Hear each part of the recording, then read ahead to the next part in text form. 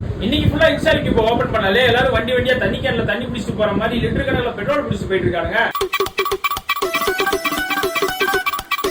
சரி என்னன்னு சொல்லிட்டு பார்த்தா நேத்து சிலிண்டர் டிமாண்ட் மாதிரி நான் தான்டா ஊரோட டாப்ல இருக்கிறேன்.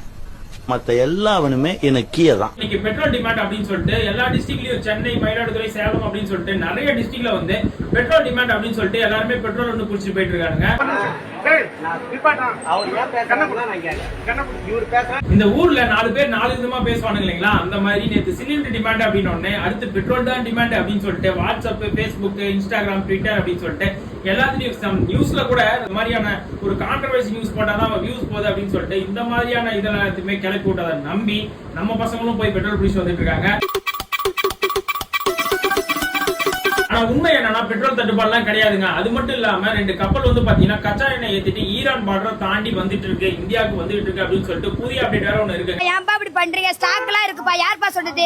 பொய்யான தகவலுக்கு இப்படி அலப்பற பண்ணலாமா? இத நார்மலா விட்டா 3 to 4 நாளைக்குள்ள எல்லாமே சரியா போயிடுங்க. ஆனா நம்ம பசங்க டிமாண்ட்னு சொல்லி ஆர்டிபிஷியலா டிமாண்ட் வந்து கிரியேட் பண்ணிட்டு இருக்காங்க. பெட்ரோல் டிமாண்ட் நேச்சுரல் ஆனா கூட பரவாயில்ல, ஆனா ஆர்டிபிஷியலா ஆக்கி விட்டுருவானுங்க போல நம்ம பசங்க எல்லாம். சிந்தாம ஒத்துமையா எங்க ஓவர்டேக் பண்ணி எல்லாருமே அதிகமான பெட்ரோல் தேவைக்கேற்ப இல்லாம, தேவைக்கு மிகுந்த ஒரு பெட்ரோல் இல்லாம அதை தாண்டி வந்து பாத்தீங்கன்னா பெட்ரோல் எல்லாத்தையும் வாங்கிட்டு வந்து இவனுங்களே டிமாண்ட் வந்து கிரியேட் பண்ணி விட்டுருவானுங்க போல. இன்னொரு சின்ன குண்டா அதோட நிப்பாட்டிக்க.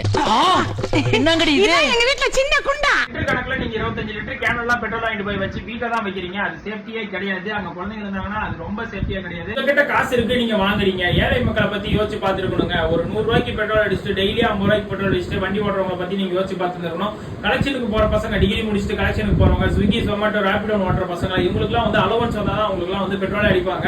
அவங்க டெய்லியும் வந்து 1000 ரூபாய்க்கு 2000 ரூபாய்க்கு போட்டு வச்சுக்க முடியாது. இந்த மாதிரிலாம் இருக்கவங்களை பத்தி நீங்க கொஞ்சம் யோசிச்சு பாருங்க. கொஞ்சம் கருத்தில் கொண்டு பங்க காலி பண்ணி விட்டுறாதீங்க, டிமாண்டை கிரியேட் பண்ணி விட்டுறாதீங்க. பை.